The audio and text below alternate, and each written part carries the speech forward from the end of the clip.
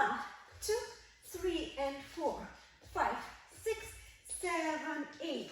Now we have our hip drop with the left leg forward and backward.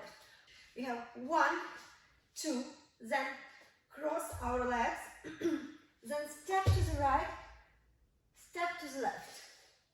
So 1, 2, cross, step, step. And when we will have our steps, we do it like a little bit down. 1, 2, 3 and 4. And our arm go like this. 1, 2.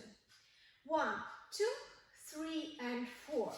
1, 2, 3 and 4.